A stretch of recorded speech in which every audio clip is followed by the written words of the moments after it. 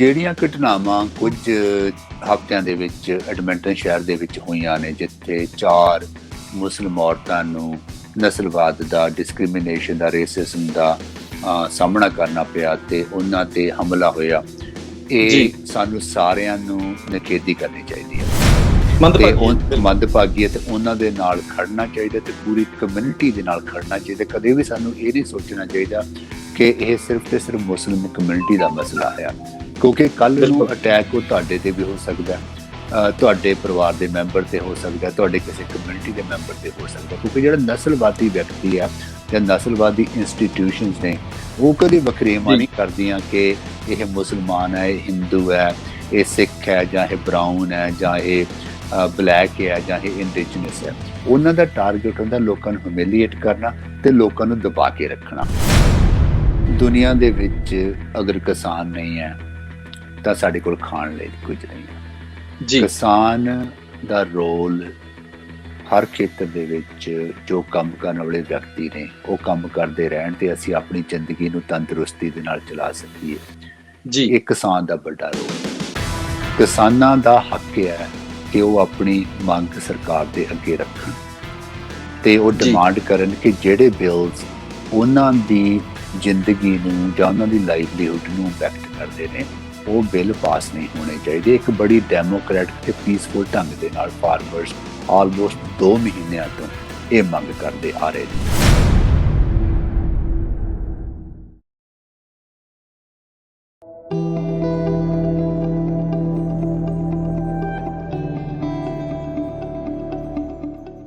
ਤੁਸੀਂ ਦੇਖ ਰਹੇ ਹੋ ਪੰਜਾਬੀ ਨੈਸ਼ਨਲ ਟੈਲੀਵਿਜ਼ਨ, ਪੰਜਾਬੀਆਂ ਦਾ ਇੰਟਰਨੈਸ਼ਨਲ ਚੈਨਲ। ਮੈਂ ਹਾਂ ਤੁਹਾਡਾ ਦੋਸਤ ਤੇ ਹੋਸਟ ਮਨਜੀਤ ਸਿੰਘ ਫੇਰੂਮਾਨ। ਅੱਜ ਸਾਡੇ ਨਾਲ ਬਹੁਤ ਖਾਸ ਮਹਿਮਾਨ ਜੁੜੇ ਹਨ। ਸਰਦਾਰ ਅਮਰਜੀਤ ਸੋਹੀ, ਜਿਹੜੇ ਕਿ ਸਿਟੀ ਆਫ ਐਡਮਿੰਟਨ ਦੇ ਵਿੱਚ 3 ਵਾਰ ਕਾਉਂਸਲਰ ਵੀ ਰਹੇ ਹਨ, ਫਿਰ ਕੈਨੇਡੀਅਨ ਮੈਂਬਰ ਪਾਰਲੀਮੈਂਟ ਵੀ ਰਹੇ ਹਨ ਔਰ federal minister for infrastructure, federal minister for natural resources ਵੀ ਰਹੇ ਹਨ। ਆਓ ਜੀ ਪਹਿਲਾਂ ਇਹਨਾਂ ਦਾ ਸਵਾਗਤ ਕਰਦੇ ਹਾਂ। ਭਾਜੀ ਜੀ ਆਇਆਂ ਨੂੰ। ਥੈਂਕ ਯੂ ਮਨਜੀਤ, ਤੁਹਾਡਾ ਤੇ ਤੁਹਾਡੇ ਟੀਵੀ ਸਟੇਸ਼ਨ ਦਾ ਕਿ ਤੁਸੀਂ ਮੈਨੂੰ ਮੌਕਾ ਦੇ ਰਹੇ ਹੋ ਕਿ ਮੈਂ ਤੁਹਾਡੇ ਜਰੀਏ ਤੁਹਾਡੇ ਵਿਊਜ਼ ਦੇ ਨਾਲ ਆਪਣੇ ਵਿਚਾਰ ਸਾਂਝੇ ਕਰ ਸਕਾਂ। So thank you so much. ਜੀ ਆਇਆਂ ਨੂੰ ਜੀ ਇੱਕ ਵਾਰ ਫਿਰ ਤੋਂ। ਔਰ ਗੱਲਬਾਤ ਦੀ ਸ਼ੁਰੂਆਤ ਕਰਦੇ ਹਾਂ ਜੀ ਕਿ ਸੋਹੀ ਸਾਹਿਬ ਅੱਜ ਕੱਲ੍ਹ ਇੱਕ ਨਵੇਂ ਰੂਪ ਦੇ ਵਿੱਚ ਦਿਖ ਰਹੇ ਨੇ। ਅੱਜ ਮੈਂ ਦੇਖ ਰਿਹਾ ਸੀਗਾ ਤੁਹਾਡਾ ਪ੍ਰੋਫਾਈਲ ਤੇ ਮਿਕੀਵਨ ਯੂਨੀਵਰਸਿਟੀ ਹੈ, ਐਡਮਿੰਟਨ ਦੀ ਇੱਕ ਨਾਮਵਰ ਯੂਨੀਵਰਸਿਟੀ ਹੈ ਜੀ, ਉਹਦੇ ਵਿੱਚ ਤੁਸੀਂ ਇੱਕ ਟੀਚਿੰਗ ਦਾ ਰੋਲ ਪਲੇ ਕਰ ਰਹੇ ਜੇ। ਉਹ ਕੀ ਆ ਐਗਜ਼ੈਕਟਲੀ, ਕੀ ਪੜ੍ਹਾ ਰਹੇ ਜੇ, ਇਹ ਸਾਡੇ ਦਰਸ਼ਕਾਂ ਦੇ ਨਾਲ ਜ਼ਰੂਰ ਸਾਂਝ ਪਾਓ ਔਰ ਇਹਦੀ ਇੰਸਪੀਰੇਸ਼ਨ ਕਿਵੇਂ ਮਿਲੀ ਤੁਹਾਨੂੰ? ਮਨਜੀਤ, ਇਸ ਤਰ੍ਹਾਂ ਕਿ 2019 ਦੀ ਇਲੈਕਸ਼ਨ ਤੋਂ ਬਾਅਦ ਮੈਨੂੰ ਮੈਕੈਨ ਯੂਨੀਵਰਸਿਟੀ ਵਾਲਿਆਂ ਨੇ ਕੰਟੈਕਟ ਕੀਤਾ ਸੀ ਕਿ ਕੋਈ ਇਸ ਤਰ੍ਹਾਂ ਦਾ ਇੱਕ ਪ੍ਰੋਗਰਾਮ ਸ਼ੁਰੂ ਕਰਨਾ ਚਾਹੁੰਦੇ ਸੀ ਕਿ ਜਿਹਦੇ ਨਾਲ ਜਿਹੜੀ ਸਾਡੀ ਆਰਗੇਨਾਈਜੇਸ਼ਨਸ ਹੈਗੀਆਂ, ਭਾਵੇਂ ਉਹ ਗਵਰਨਮੈਂਟਸ ਹੈਗੀਆਂ, ਪ੍ਰਾਈਵੇਟ ਸੈਕਟਰ ਦੀਆਂ ਹੈਗੀਆਂ, ਨਾਨ ਪ੍ਰੋਫਿਟ ਸੈਕਟਰ ਦੀਆਂ ਹੈਗੀਆਂ, ਵੀ ਉਹਨਾਂ ਦੇ ਵਿੱਚ ਜਿਹੜਾ ਡਿਸਕ੍ਰਿਮੀਨੇਸ਼ਨ ਤੇ ਨਸਲਵਾਦ ਦਿਸਦਾ ਉਸ ਨੂੰ ਖਤਮ ਕਰਨ ਵਾਸਤੇ ਲੀਡਰਸ਼ਿਪ ਦਾ ਕੀ ਰੋਲ ਆ। ਉਸ ਸੰਬੰਧ ਦੇ ਵਿੱਚ ਜਿਹੜਾ ਇਹ ਕੋਰਸ ਹੈ ਮੈਂ ਤੇ ਮਕੀਓਨ ਦੀ ਟੀਮ ਨੇ ਇਕੱਠਿਆਂ ਹੋ ਕੇ ਡਿਵੈਲਪ ਕੀਤਾ, ਜਿਸ ਨੂੰ ਮੈਂ ਲੀਡ ਕਰ ਰਿਹਾ। ਬੇਸਿਕਲੀ ਜੋ ਇਸ ਕੋਰਸ ਦੇ ਵਿੱਚ ਅਸੀਂ ਪੜ੍ਹਾਉਣੇ ਆ ਇਹ ਹੈ ਕਿ ਜਿਹੜੀਆਂ ਸਾਡੀਆਂ ਆਰਗੇਨਾਈਜੇਸ਼ਨਸ ਦੇ ਟਾਪ ਵਾਲੇ ਲੀਡਰਸ ਨੇ, CEOs, ਮੈਨੇਜਰਸ, ਹਿਊਮਨ ਰਿਸੋਰਸਿਸ ਦੇ ਵਿੱਚ ਜਿਹੜੇ ਉਸ ਡਿਪਾਰਟਮੈਂਟਸ ਨੂੰ ਮੈਨੇਜ ਕਰਦੇ ਨੇ, ਉਹਨਾਂ ਦੀ ਕੀ ਰਿਸਪੌਂਸਿਬਿਲਿਟੀ ਤੇ ਕੀ ਉਹਨਾਂ ਕੋਲ ਟੂਲਸ ਹੋਣੇ ਚਾਹੀਦੇ ਆ ਕਿ ਉਹਨਾਂ ਦੀ ਵਰਕ ਪਲੇਸ ਇੱਕ ਸੁਖਾਵੀਂ ਵਰਕ ਪਲੇਸ ਹੋਵੇ, ਜਿੱਥੇ ਨਸਲਵਾਦ ਨਾ ਹੋਵੇ, ਜਿੱਥੇ ਵਿਤਕਰਾ ਨਾ ਹੋਵੇ, ਤੇ ਕਿਸ ਤਰ੍ਹਾਂ ਅਗਰ ਵਿਤਕਰਾ ਅਸੀਂ ਘਟਾਉਣੇ ਆ ਤਾਂ ਸਾਡੀ ਕੰਪਨੀ ਦੀ ਜਿਹੜੀ ਪ੍ਰੋਡਕਸ਼ਨ ਹੈਗੀ ਆ ਤੇ ਉਹਦੀ ਜਿਹੜੀ ਪ੍ਰੋਡਕਟਿਵਿਟੀ ਹੈਗੀ ਹੈ ਕਿਵੇਂ ਉਹ ਵੱਧਦੀ ਹੈ ਤੇ ਕਿਵੇਂ ਜਿਹੜੇ EMPLOYEES ਨੂੰ ਅਸੀਂ ਆਪਣੀ ਕੰਪਨੀ ਦੇ ਨਾਲ ਜੋੜ ਕੇ ਰੱਖਣਾ ਚਾਹੁੰਦੇ ਆ ਉਹ ਕੰਪਨੀ ਦੇ ਨਾਲ ਜੁੜ ਕੇ ਰਹਿੰਦੇ ਨੇ ਤੇ ਉਹਨਾਂ ਦੀ ਜਿਹੜੀ ਆਪਣੀ ਮੋਰਲ ਸਪੋਰਟ ਹੈਗੀ ਆ ਉਹ ਵੀ ਵੱਧਦੀ ਹੈ ਤੇ ਉਹਨਾਂ ਦੀ ਕਮਿਟਮੈਂਟ ਕੰਪਨੀ ਦੇ ਨਾਲ ਹੋਰ ਮਜ਼ਬੂਤ ਹੁੰਦੀ ਹੈ। ਜੀ ਸੋਹੀ ਸਾਹਿਬ, ਵਾਕਈ ਇੱਕ ਨਾ ਐਪਰੀਸ਼ੀਏਸ਼ਨ ਵਾਲੀ ਗੱਲ ਆ, ਖਾਸ ਕਰਕੇ ਜਦੋਂ ਅਸੀਂ ਨੋਟ ਕਰਦੇ ਹਾਂ ਵੈਸਟਰਨ ਕੰਟਰੀਜ਼ ਦੀ ਗੱਲ ਕਰ ਲਓ, ਕੈਨੇਡਾ ਦੀ ਗੱਲ ਕਰ ਲਓ, ਜਿਹੜੀ ਇੱਥੇ ਲੀਡਰਸ਼ਿਪ ਆ ਉਹ ਆਪਣੀ ਨੌਲੇਜ ਨੂੰ, ਆਪਣੀ ਸਕਿੱਲ ਨੂੰ ਕਮਿੰਗ ਜਨਰੇਸ਼ਨਸ ਨੂੰ ਇੰਪਾਰਟ ਕਰਦੇ ਨੇ। That's a wonderful idea. ਇੱਥੇ ਮੈਂ ਜ਼ਿਕਰ ਕਰਨਾ ਚਾਹਾਂਗਾ ਜੀ, ਕੈਨੇਡਾ ਦੇ ਇੱਕੋ ਇੱਕ ਵਿਮਨ ਪ੍ਰਾਈਮ ਮਿਨਿਸਟਰ ਹੋਏ ਨੇ, ਆਨਰੇਬਲ ਕਿਮ ਕੈਂਪਬੈਲ। ਹਾਂਜੀ, ਤੇ ਉਹ ਵੀ ਯੂਨੀਵਰਸਿਟੀ ਆਫ ਅਲਬਰਟਾ ਦੇ ਵਿੱਚ ਇੱਕ ਸਪੈਸ਼ਲ ਉਹਨਾਂ ਨੇ ਸਕੂਲ ਚਲਾਇਆ ਸੀਗਾ ਲੀਡਰਸ਼ਿਪ ਕੁਆਲਿਟੀਜ਼ ਨੂੰ ਲੈ ਕੇ ਹੀ। ਹਾਂਜੀ। ਸੋ ਡੈਫੀਨੇਟਲੀ ਇਹ ਜਿਹੜਾ ਤੁਸੀਂ ਕੰਮ ਕਰ ਰਹੇ ਜੇ ਜੀ, ਇਹ ਬੜਾ ਹੀ ਐਪਰੀਸ਼ੀਏਬਲ ਆ। ਇੱਥੇ ਮੇਰਾ ਸਵਾਲ ਇੱਕ ਹੈ ਜੀ ਕਿ ਜਿਹੜਾ ਤੁਸੀਂ ਇਹ ਰੇਸਿਜ਼ਮ ਨੂੰ ਕੰਟਰੋਲ ਕਰਨ ਦੇ ਲਈ ਕੋਲੈਬੋਰੇਟਿਵ ਔਰ ਇਨਕਲੂਸਿਵ ਵੇ ਅਪਣਾਇਆ ਹੋਇਆ ਵਾ, ਸੋ ਕੰਟੈਂਟ ਕੀ ਡਿਵੈਲਪ ਕੀਤਾ ਇਸ ਕੋਰਸ ਦਾ, ਔਰ ਤੁਹਾਡੇ ਜਿਹੜੇ ਸਟੂਡੈਂਟਸ ਨੇ ਉਹ ਕੌਣ ਨੇ, ਕਿਹਨਾਂ ਨੂੰ ਤੁਸੀਂ ਇਹ ਟੀਚ ਕਰ ਰਹੇ ਜੇ? ਸੋ ਜਿਹੜੇ ਸਾਡੇ ਪਾਰਟਿਸਪੈਂਟਸ ਹੈਗੇ ਮਨਜੀਤ, ਉਹ ਕੰਪਨੀਆਂ ਦੇ ਜਿਹੜੇ ਲੀਡਰਸ ਨੇ, ਉਹ ਨੇ ਮੈਨੇਜਰਸ ਨੇ, HR ਡਿਪਾਰਟਮੈਂਟ ਦੇ ਹੈਡਸ ਨੇ, ਕਮਿਊਨਿਟੀ ਐਕਟਿਵਿਸਟਸ ਨੇ, ਜਾਂ ਉਹ ਲੋਕ ਨੇ ਜਿਹੜੇ ਆਪਣੇ ਆਪ ਨੂੰ ਵਧੀਆ ਬਣਾਉਣ ਦੇ ਵਿੱਚ ਸਿੱਖਣਾ ਚਾਹੁੰਦੇ ਆ, ਤਾਂ ਕਿ ਜਦੋਂ ਉਹਨਾਂ ਨੂੰ ਲੀਡਰਸ਼ਿਪ ਦਾ ਮੌਕਾ ਮਿਲਿਆ ਤਾਂ ਵਧੀਆ ਢੰਗ ਦੇ ਨਾਲ ਆਪਣੀਆਂ ਆਰਗੇਨਾਈਜੇਸ਼ਨਸ ਨੂੰ ਚਲਾ ਸਕਣ। ਇਹਦੇ ਵਿੱਚ ਜਿਹੜੇ ਮੁੱਦੇ ਅਸੀਂ ਡਿਸਕਸ ਕਰਦੇ ਹਾਂ ਉਹ ਇਹ ਹੈ ਕਿ ਜਿਹੜਾ ਨਸਲਵਾਦ ਹੈ ਨਾ, ਇਹ ਇੱਕ ਵਿਅਕਤੀ ਦੀ ਪ੍ਰੋਬਲਮ ਨਹੀਂ ਹੈ, ਇਹ ਪੂਰੀ ਸੁਸਾਇਟੀ ਦੀ ਪ੍ਰੋਬਲਮ ਹੈ। ਤੇ ਠੀਕ ਹੈ, ਵਿਅਕਤੀ ਨੂੰ ਆਪਣਾ ਜਿਹੜਾ ਰੋਲ ਨਿਭਾਉਣਾ ਬਣਦਾ ਹੈ, ਪਰ ਜਦੋਂ ਤੱਕ ਸੁਸਾਇਟੀ ਦੇ ਵਿੱਚੋਂ ਅਸੀਂ ਨਸਲਵਾਦ ਨਹੀਂ ਖਤਮ ਕਰਾਂਗੇ, ਉਦੋਂ ਤੱਕ ਜਿਹੜੀਆਂ ਸਾਡੀਆਂ ਆਰਗੇਨਾਈਜੇਸ਼ਨਸ ਹੈਗੀਆਂ ਵਧੀਆ ਢੰਗ ਦੇ ਨਾਲ ਕੰਮ ਨਹੀਂ ਕਰ ਸਕਦੀਆਂ। ਤੇ ਇਸ ਤਰ੍ਹਾਂ ਦਾ ਕੋਰਸ ਐਡਮਿੰਟਨ ਦੇ ਵਿੱਚ ਜਾਂ ਅਲਬਰਟਾ ਦੇ ਵਿੱਚ ਪਹਿਲਾਂ ਕੋਈ ਪ੍ਰੋਵਾਈਡ ਨਹੀਂ ਕੀਤਾ ਜਾ ਰਿਹਾ। ਤੋ ਇਸ ਨੂੰ ਅਸੀਂ ਕੀ ਕਹਿੰਦੇ ਗਰਾਊਂਡ ਅਪ ਬਿਲਡ ਕਰ ਰਹੇ ਹਾਂ, ਤੇ ਕਰਕੇ ਦਾ ਬਾਕੀ ਲੋਕਾਂ ਦੇ ਨਾਲ ਸਲਾਹ ਕਰਕੇ ਬਿਲਡ ਕਰ ਰਹੇ ਹਾਂ। ਤੇ ਜਿਉਂ ਅਸੀਂ ਇਹਦੇ ਵਿੱਚ ਸਾਨੂੰ ਆਪ ਨੂੰ ਸਿੱਖਣ ਦਾ ਵੀ ਮੌਕਾ ਮਿਲਦਾ ਕਿ ਕਿਸ ਢੰਗ ਦੇ ਨਾਲ ਜਿਹੜੀ ਕੋਲੈਬੋਰੇਟਿਵ ਟੀਚਿੰਗ ਹੈਗੀ ਆ ਉਸ ਨੂੰ ਅਸੀਂ ਕਿਵੇਂ ਪ੍ਰਮੋਟ ਕਰ ਸਕਦੇ ਹਾਂ, ਕਿਉਂਕਿ ਕਨਵਰਸੇਸ਼ਨ ਜਦੋਂ ਹੁੰਦੀ ਹੈ ਉਸ ਗੱਲ ਨੂੰ ਜਾਣਨਾ ਤੇ ਸਮਝਣਾ ਤੇ ਉਸ ਗੱਲ ਦੇ ਨਾਲ ਅੱਗੇ ਤੁਰਨਾ ਬਹੁਤ ਜ਼ਰੂਰੀ ਹੈ ਇੱਦਾਂ ਦੇ ਸਮਾਜਿਕ ਮੁੱਦਿਆਂ ਨੂੰ ਹੱਲ ਕਰਨ ਵਾਸਤੇ। ਤੇ ਲੀਡਰਸ਼ਿਪ ਦਾ ਕੀ ਰੋਲ ਹੈ, ਇਹ ਮੇਰਾ ਫੋਕਸ ਹੈ। ਲੀਡਰਸ ਨੂੰ ਟ੍ਰੇਨਿੰਗ ਦੇਣੀ ਕਿ ਤੁਸੀਂ ਆਪਣੇ ਤੌਰ ਤੇ ਆਪਣੀ ਆਰਗੇਨਾਈਜੇਸ਼ਨ ਦੇ ਵਿੱਚ ਨਸਲਵਾਦ ਨੂੰ ਘਟਾਉਣ ਵਾਸਤੇ ਕਿਵੇਂ ਕੰਮ ਕਰ ਸਕਦੇ ਹੋ। ਸੋਹੀ ਸਾਹਿਬ, ਤੁਹਾਨੂੰ ਲੱਗਦਾ ਵੀ ਅਗਰ ਸਕੂਲਸ ਦੇ ਵਿੱਚ, ਕਾਲਜਸ ਦੇ ਵਿੱਚ ਔਰ ਯੂਨੀਵਰਸਿਟੀਜ਼ ਦੇ ਵਿੱਚ ਇਸ ਨੂੰ ਐਜ਼ ਏ ਸਬਜੈਕਟ ਪੜ੍ਹਾਇਆ ਜਾਵੇ ਤੇ ਇਹਦਾ ਜਿਹੜਾ ਪੋਜ਼ਿਟਿਵ ਰਿਜ਼ਲਟਸ ਜਿਹੜੇ ਨੇ ਸਾਨੂੰ ਵੇਖਣ ਨੂੰ ਮਿਲ ਸਕਦੇ ਨੇ? ਦੇਖੋ ਮਨਜੀਤ, ਮੈਂ ਜਿਵੇਂ ਪਹਿਲਾਂ ਕਿਹਾ ਕਿ ਨਸਲਵਾਦ ਨਾ ਤੇ ਅੱਜ ਪੈਦਾ ਹੋਇਆ, ਨਾ ਹੀ ਕੱਲ੍ਹ ਨੂੰ ਖਤਮ ਹੋ ਜਾਣਾ ਹੈ। ਇਹ ਪੁਰਾਣੀ ਬਹੁਤ ਸਮੱਸਿਆ ਹੈਗੀ ਹੈ ਤੇ ਇਹਨੂੰ ਸੁਲਝਾਉਣ ਵਾਸਤੇ ਕਈ ਦਹਾਕੇ ਲੱਗ ਜਾਣੇ ਨੇ। ਇਸ ਕਰਕੇ ਹਰ ਇੰਸਟੀਟਿਊਸ਼ਨ ਦੀ ਜ਼ਿੰਮੇਵਾਰੀ ਬਣਦੀ ਹੈ ਕਿ ਆਪਣੇ ਹਰ ਇੱਕ ਡਿਪਾਰਟਮੈਂਟ ਜਾਂ ਕਿਸੇ ਵੀ ਡਿਪਾਰਟਮੈਂਟ ਦੇ ਵਿੱਚ ਇਸ ਤਰ੍ਹਾਂ ਦੇ ਸਬਜੈਕਟ ਨੂੰ ਜ਼ਰੂਰ ਪੜ੍ਹਾਉਣ, ਤਾਂ ਕਿ ਲੋਕਾਂ ਨੂੰ ਪਤਾ ਲੱਗ ਸਕੇ ਕਿ ਪਹਿਲਾਂ ਤਾਂ ਮਸਲਾ ਹੈ ਕੀ, ਮਸਲੇ ਨੂੰ ਸੁਲਝਾਉਣ ਦੇ ਵਿੱਚ ਅਸੀਂ ਕੀ ਕਰ ਸਕਦੇ ਹਾਂ ਤੇ ਸਾਡੀਆਂ ਕੀ ਜ਼ਿੰਮੇਵਾਰੀਆਂ ਨੇ, ਤੇ ਕਿਵੇਂ ਅਸੀਂ ਇੱਕ ਵਧੀਆ ਸਮਾਜ ਸਿਰਜਣ ਦੇ ਵਿੱਚ ਆਪਣਾ ਯੋਗਦਾਨ ਪਾ ਸਕਦੇ ਹਾਂ। ਸੋਹੀ ਸਾਹਿਬ, ਇਹ ਜਿਹੜੀ ਰੇਸਿਜ਼ਮ ਦੀ ਗੱਲ ਕਹਿ ਲਓ ਜਾਂ ਡਿਸਕ੍ਰਿਮੀਨੇਸ਼ਨ ਦੀ, ਇਹ ਇੱਕ ਵਰਲਡ ਵਾਈਡ ਫਿਨੋਮੀਨਾ ਵਾ ਜੀ। ਸਾਰੀ ਦੁਨੀਆ ਦੇ ਵਿੱਚ ਕਿਤੇ ਇਹ ਰੰਗ ਨੂੰ ਲੈ ਕੇ ਆ, ਕਿਤੇ ਜਾਤ ਨੂੰ, ਧਰਮ ਨੂੰ, ਵੱਖ-ਵੱਖ ਤਰ੍ਹਾਂ ਦੇ ਬੇਸਿਸ ਨੇ ਜਿਨ੍ਹਾਂ ਦੇ ਬੇਸ ਤੇ ਇਹ ਡਿਸਕ੍ਰਿਮੀਨੇਸ਼ਨ ਹੁੰਦਾ। ਸਾਡੇ ਸ਼ਹਿਰ ਐਡਮਿੰਟਨ ਦੇ ਵਿੱਚ ਪਿਛਲੇ ਕੁਝ ਮਹੀਨਿਆਂ ਦੇ ਵਿੱਚ ਤੁਸੀਂ ਨੋਟ ਕੀਤਾ ਹੋਊਗਾ, ਮੁਸਲਿਮ ਵਿਮਨ ਜਿਹੜੀਆਂ ਨੇ ਉਹਨਾਂ ਤੇ ਹੇਟਡ ਰਿਮਾਰਕਸ ਵੀ ਹੋਏ ਨੇ, ਕ੍ਰਾਈਮ ਵੀ ਹੋਏ ਨੇ। ਸੋ ਇਹ ਜਿਹੜੀ ਲਗਾਤਾਰ ਕ੍ਰਾਈਮ, ਜਿਹੜਾ ਹੇਟ ਕ੍ਰਾਈਮ ਆ, ਵੱਧਦਾ ਜਾ ਰਿਹਾ ਵਾ, ਇਹਦੇ ਬਾਰੇ ਤੁਹਾਡੇ ਕੀ ਵਿਚਾਰ ਨੇ ਔਰ ਕੀ ਕੀਤਾ ਜਾ ਸਕਦਾ ਵਾ ਕਿ ਇਸ ਨੂੰ ਅਸੀਂ ਨੱਥ ਪਾ ਸਕੀਏ ਸੁਸਾਇਟੀ ਦੇ ਵਿੱਚ? ਦੇਖੋ, ਜਿਹੜੀਆਂ ਘਟਨਾਵਾਂ ਕੁਝ ਹਫ਼ਤਿਆਂ ਦੇ ਵਿੱਚ ਐਡਮਿੰਟਨ ਸ਼ਹਿਰ ਦੇ ਵਿੱਚ ਹੋਈਆਂ ਨੇ, ਜਿੱਥੇ 4 ਮੁਸਲਿਮ ਔਰਤਾਂ ਨੂੰ ਨਸਲਵਾਦ ਦਾ, ਡਿਸਕ੍ਰਿਮੀਨੇਸ਼ਨ ਦਾ, ਰੇਸਿਜ਼ਮ ਦਾ ਸਾਹਮਣਾ ਕਰਨਾ ਪਿਆ ਤੇ ਉਹਨਾਂ ਤੇ ਹਮਲਾ ਹੋਇਆ, ਇਹ ਸਾਨੂੰ ਸਾਰਿਆਂ ਨੂੰ ਨਿਖੇਧੀ ਕਰਨੀ ਚਾਹੀਦੀ ਹੈ, ਮੰਦਭਾਗੀ ਹੈ, ਤੇ ਉਹਨਾਂ ਦੇ ਨਾਲ ਖੜਨਾ ਚਾਹੀਦਾ ਤੇ ਪੂਰੀ ਕਮਿਊਨਿਟੀ ਦੇ ਨਾਲ ਖੜਨਾ ਚਾਹੀਦਾ। ਕਦੇ ਵੀ ਸਾਨੂੰ ਇਹ ਨਹੀਂ ਸੋਚਣਾ ਚਾਹੀਦਾ ਕਿ ਇਹ ਸਿਰਫ ਤੇ ਸਿਰਫ ਮੁਸਲਿਮ ਕਮਿਊਨਿਟੀ ਦਾ ਮਸਲਾ ਹੈ, ਕਿਉਂਕਿ ਕੱਲ ਨੂੰ ਅਟੈਕ ਉਹ ਤੁਹਾਡੇ ਤੇ ਵੀ ਹੋ ਸਕਦਾ, ਤੁਹਾਡੇ ਪਰਿਵਾਰ ਦੇ ਮੈਂਬਰ ਤੇ ਹੋ ਸਕਦਾ, ਤੁਹਾਡੇ ਕਿਸੇ ਕਮਿਊਨਿਟੀ ਦੇ ਮੈਂਬਰ ਤੇ ਹੋ ਸਕਦਾ, ਕਿਉਂਕਿ ਜਿਹੜਾ ਨਸਲਵਾਦੀ ਵਿਅਕਤੀ ਆ ਜਾਂ ਨਸਲਵਾਦੀ ਇੰਸਟੀਟਿਊਸ਼ਨਸ ਨੇ, ਉਹ ਕਦੇ ਵਖਰੇਵਾਂ ਨਹੀਂ ਕਰਦੀਆਂ ਕਿ ਇਹ ਮੁਸਲਮਾਨ ਹੈ, ਇਹ ਹਿੰਦੂ ਹੈ, ਇਹ ਸਿੱਖ ਹੈ, ਜਾਂ ਇਹ ਬਰਾਊਨ ਹੈ, ਜਾਂ ਇਹ ਬਲੈਕ ਹੈ, ਜਾਂ ਇਹ ਇੰਡੀਜਨਸ ਹੈ। ਉਹਨਾਂ ਦਾ ਟਾਰਗੇਟ ਹੁੰਦਾ ਲੋਕਾਂ ਨੂੰ ਹਿਊਮਿਲੀਏਟ ਕਰਨਾ ਤੇ ਲੋਕਾਂ ਨੂੰ ਦਬਾ ਕੇ ਰੱਖਣਾ। ਤੇ ਉਹ ਦਬਾਉਣ ਦਾ ਕਾਰਨ ਇੱਕ ਇਕਨੋਮਿਕਸ ਵੀ ਹੁੰਦਾ ਕਿ ਤੁਸੀਂ ਆਪਣੀ ਡੋਮੀਨੇਸ਼ਨ ਬਣਾ ਕੇ ਰੱਖਣਾ ਚਾਹੁੰਦੇ ਹੁੰਦੇ ਹੋ। ਇਸ ਕਰਕੇ ਸਾਡਾ ਫਰਜ਼ ਬਣਦਾ ਇਹਨਾਂ ਨੂੰ ਕੰਡੈਮ ਕਰੇ, ਪਰ ਨਾਲ ਹੀ ਨਾਲ ਜੋ ਸੁਸਾਇਟੀ ਦੇ ਵਿੱਚ ਇਹ ਬਿਮਾਰੀ ਹੈ, ਇਸ ਨੂੰ ਦੂਰ ਕਰਨ ਵਾਸਤੇ ਆਪਣਾ ਯੋਗਦਾਨ ਪਾਈਏ। ਤੇ ਇਹੀ ਜਿਹੜਾ ਸਾਡਾ ਸਬਜੈਕਟ ਹੈ ਮੈਕਯੂਨੀ ਯੂਨੀਵਰਸਿਟੀ ਦੇ ਵਿੱਚ ਜੋ ਕੋਰਸ ਅਸੀਂ ਟੀਚ ਕਰ ਰਹੇ ਹਾਂ ਉਸ ਦੇ ਸੰਬੰਧ ਦੇ ਵਿੱਚ। ਵਾਕਈ ਸੋਹੀ ਸਾਹਿਬ, ਇਹ ਤੁਹਾਡੀ ਜਿਹੜੀ ਸੋਚ ਆ, ਜਿਸ ਤਰੀਕੇ ਨਾਲ ਤੁਸੀਂ ਸੁਸਾਇਟੀ ਨੂੰ, ਕਮਿਊਨਿਟੀ ਨੂੰ ਲੀਡ ਕਰ ਰਹੇ ਜੇ, it's a very wonderful thing and we appreciate your concerns. Thank you. Sohi Sahib, ਅਗਲੀ ਗੱਲ ਜਿਹੜੀ ਆ ਤੁਹਾਡੇ ਪੋਲੀਟੀਕਲ ਕੈਰੀਅਰ ਬਾਰੇ ਗੱਲ ਕਰਦੇ ਹਾਂ ਜੀ। ਤੁਸੀਂ ਨੋ ਡਾਊਟ ਲੰਬਾ ਅਰਸਾ ਪਹਿਲਾਂ ਕਾਉਂਸਲਰ ਰਹੇ ਜੇ, ਫਿਰ ਮੈਂਬਰ ਪਾਰਲੀਮੈਂਟ ਦੇ ਨਾਲ ਨਾਲ ਤੁਸੀਂ ਵੱਖ-ਵੱਖ ਮਹਿਕਮਿਆਂ ਦੇ ਮਿਨਿਸਟਰ ਵੀ ਰਹੇ ਜੇ ਫੈਡਰਲ ਲੈਵਲ ਤੇ। ਲੋਕ ਤੁਹਾਨੂੰ ਅਜੇ ਵੀ ਯਾਦ ਕਰਦੇ ਨੇ ਜੋ ਸੇਵਾਵਾਂ ਤੁਸੀਂ ਬਤੌਰ ਕਾਉਂਸਲਰ ਨਿਭਾਈਆਂ ਜਾਂ ਜੋ ਸੇਵਾਵਾਂ ਤੁਸੀਂ ਬਤੌਰ ਮਿਨਿਸਟਰ ਨਿਭਾਈਆਂ। ਸੋ ਲੋਕ ਥੋੜਾ ਜਿਹਾ ਜਾਣਨਾ ਚਾਹੁੰਦੇ ਨੇ ਕਿ ਸੋਹੀ ਸਾਹਿਬ ਹੁਣ ਕੀ ਪਲਾਨ ਕਰ ਰਹੇ ਨੇ ਆਉਣ ਵਾਲੇ ਸਮੇਂ ਦੇ ਵਿੱਚ, ਕਿਹੜਾ ਪੋਲੀਟੀਕਲ ਰੋਲ ਜਿਹੜਾ ਵਾ ਉਹ ਤੁਸੀਂ ਲੋਕਾਂ ਦੇ ਲਈ ਲੈ ਕੇ ਸਾਹਮਣੇ ਆ ਰਹੇ ਜੇ, ਕਿਵੇਂ ਸੇਵਾ ਕਰਨ ਬਾਰੇ ਸੋਚ ਰਹੇ ਜੇ?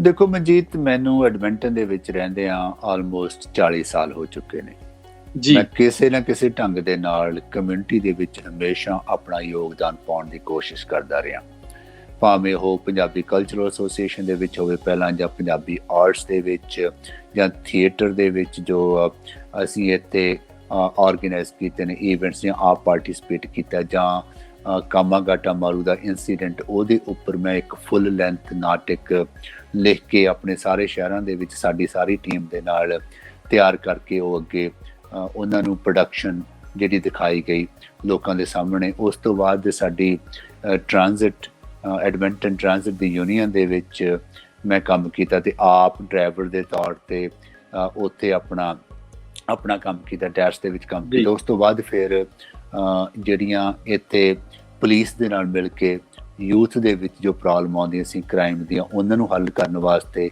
ਜਾਂ ਪੁਲਿਸ ਦਾ ਕੀ ਰੋਲ ਹੋਣਾ ਚਾਹੀਦਾ ਕਮਿਊਨਿਟੀਜ਼ ਨੂੰ ਵਧੀਆ ਬਣਾਉਣ ਵਾਸਤੇ, ਜਿਹੜਾ ਕਮਿਊਨਿਟੀ ਪੁਲਿਸਿੰਗ ਦਾ ਮਾਡਲ ਹੈ ਉਸ ਨੂੰ ਅੱਗੇ ਪ੍ਰਮੋਟ ਕਰਨ ਦੇ ਵਿੱਚ ਆਪਣਾ ਯੋਗਦਾਨ ਪਾਉਂਦਾ। ਤੇ ਫਿਰ ਉਸ ਤੋਂ ਬਾਅਦ ਇਲੈਕਸ਼ਨ ਦੇ ਵਿੱਚ ਸਿਟੀ ਹਾਲ ਦੇ ਵਿੱਚ ਤੇ ਫੈਡਰਲ ਐਜ਼ ਐਨ MP ਤੇ ਮਿਨਿਸਟਰ ਦੇ ਤੌਰ ਤੇ ਮੈਂ ਕੰਮ ਕੀਤਾ। ਮੈਂ ਕਦੇ ਵੀ ਕਮਿਊਨਿਟੀ ਦੇ ਵਿੱਚ ਜੋ ਆਪਣਾ ਰੋਲ ਹੈ, ਜੋ ਜ਼ਿੰਮੇਵਾਰੀ ਹੈ ਬਣਦੀ ਹਰ ਵਿਅਕਤੀ ਦੀ, ਮੈਂ ਆਪਣੇ ਵੱਲੋਂ ਪੂਰੀ ਕੋਸ਼ਿਸ਼ ਕੀਤੀ ਹੈ ਤੇ ਕਰਦਾ ਰਹਾਂਗਾ ਉਹਨਾਂ ਨੂੰ ਨਿਭਾਉਣ ਦੀ।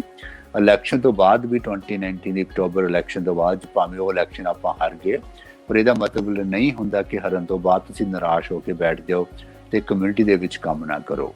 ਪੈਂਡੈਮਿਕ ਦੇ ਦੌਰਾਨ ਵੀ ਮੈਂ ਲੋਕਾਂ ਦੀਆਂ ਜੋ ਸਮੱਸਿਆਵਾਂ ਹੈਗੀਆਂ, ਕਿਸੇ ਦੀ ਇਮੀਗ੍ਰੇਸ਼ਨ ਦੇ ਸੰਬੰਧ ਦੇ ਵਿੱਚ ਜਾਂ ਫੈਡਰਲ ਗਵਰਨਮੈਂਟ ਦੇ ਜੋ ਸਪੋਰਟ ਪ੍ਰੋਗਰਾਮ ਨੇ ਉਹਨਾਂ ਨੂੰ ਲਾਗੂ ਕਰਨ ਦੇ ਵਿੱਚ ਮੈਂ ਆਪਣਾ ਯੋਗਦਾਨ ਪਾਉਂਦਾ ਰਿਹਾ।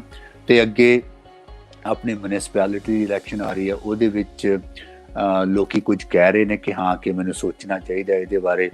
ਮੈਂ ਉਹਦੇ ਬਾਰੇ ਸੋਚ ਵੀ ਰਿਹਾ, ਪਰ ਹਜੇ ਕੋਈ ਫੈਸਲਾ ਨਹੀਂ ਕੀਤਾ, ਕਿਉਂਕਿ ਜਿਹੜਾ ਫੈਸਲਾ ਸਾਰੇ ਪਰਿਵਾਰ ਦੇ ਸਹਿਯੋਗ ਦੇ ਨਾਲ, ਸਾਡੇ ਜਿਹੜੇ ਦੋਸਤ ਮਿੱਤਰ ਨੇ, ਜਿਹੜੀ ਸਾਡੀ ਟੀਮ ਹੈ, ਉਹਦੇ ਸਹਿਯੋਗ ਤੋਂ ਬਗੈਰ ਤੇ ਉਹਨਾਂ ਦੀ ਸਲਾਹ ਤੋਂ ਬਗੈਰ ਮੈਂ ਨਹੀਂ ਕਰ ਸਕਦਾ।